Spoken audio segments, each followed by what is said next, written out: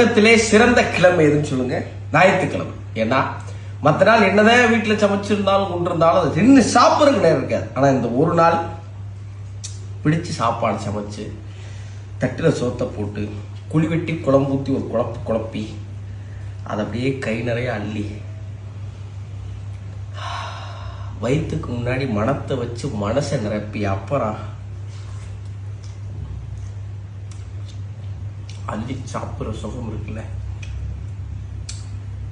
அதை சொல்லிக்கிட்டு இருக்கும்போது தொடக்கறி எடுத்து